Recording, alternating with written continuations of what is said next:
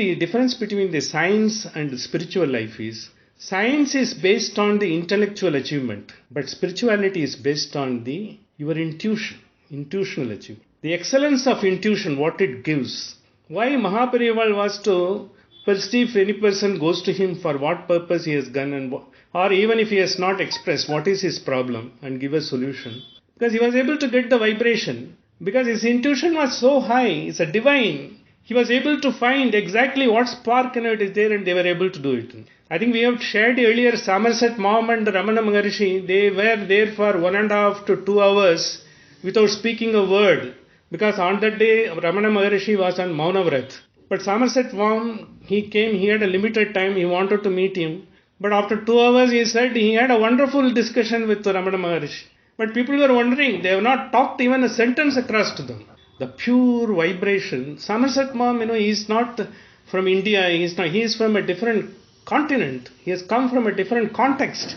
But he was able to get the vibration of Ramana Maharishi for 2 hours and write a wonderful book on that. It is considered to be a reference for spiritual elevation. That is really because what we can achieve, if we want to, we can achieve quite often. And in our lifetime itself, we could have seen, sometimes even without expressing, someone would have said, I thought, because this thought came to me, I just wanted to verify you. And you would be surprised. He will be telling, perhaps what you have thought, the same person will be telling you. Those type of premonitions have happened in our life also. Maybe we may not be able to recollect immediately. It has happened. So this is the thing that happens once you are spiritually get into the journey. So Isavasha Upanishad guided you towards, giving how the God existence and what is his nature of God, and the internal controller. He is present in each one of us, our Atman, as an internal controller.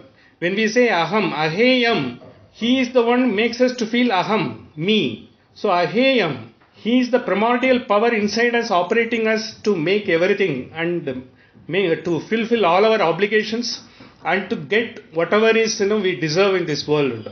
At the same time, Atman is one, it is a sort of, Asmat, in the sense, Asmat, Antaryami is Atman. And he is the one as an internal controller. He is the one who controls the entire Atman. The Atman gets the energy, Bimba Pratibimba, like sun rays, when it is reflected on a medium like a mirror, it reflects that rays. And we are the reflection of his rays. And he is the original ray. But we will not have the same quality of that ray. But then that spark has come from him. With this spark, we are able to do all our obligations, live in this world, fulfill our things and go about it. And we were supposed to always know what is the right thing, what is the wrong thing. Because you have to have both the knowledge always. Because only when you know something is wrong, then only you will be able to know what is right. So you will be able to know what is not a Big Bang, then only you will know what is a Big Bang. Likewise, that is always, the two paradoxes has to be known, then only you will be able to come to this. And this Upanishad, Kena Upanishad, which we are going to embark on the specific knowledge of what is a Brahman, or what is it, the primordial power, how is sort of relevant to us. We have already seen, because he is relevant to us in Isavasha Upanishad. It gives us, how we can understand him. What is the way to understand him? How possibly inexplicable Brahman, how he can be made to sort of, we can apprehend him in a particular way. We can't comprehend him completely. He is so vast. We just can't comprehend him. All that we can do is we can apprehend him. Whether we can apprehend him as appropriately as possible, within our limited knowledge, within our conditionalities, what we can do, that is what it says. For this purpose, it takes us to certain extent of preparing ourselves. What are all we need to have before we have an understanding. This is the port of this Upanishad to start with. Upanishad has got two Shanti mantras.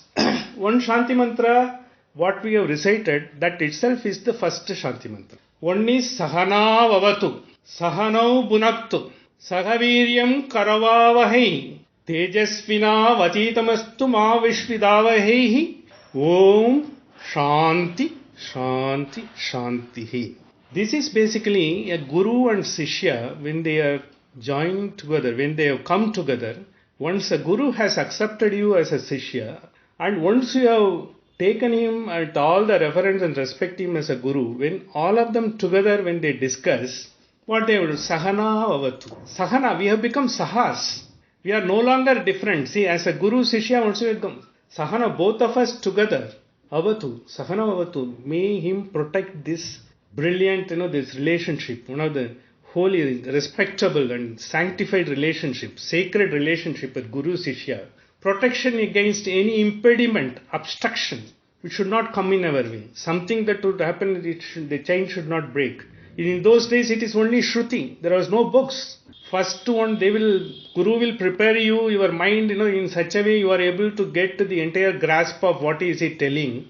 And he will give you his knowledge through Shruti by Shravana, Manana, Nididhyasana. 3 things. Shravana is trying to repeat it, understand the post office, like Pramana, Anumana. That we will elaborate once we go into that. Anumana. And then there are some other concepts are also there. Upamana, taking everything together.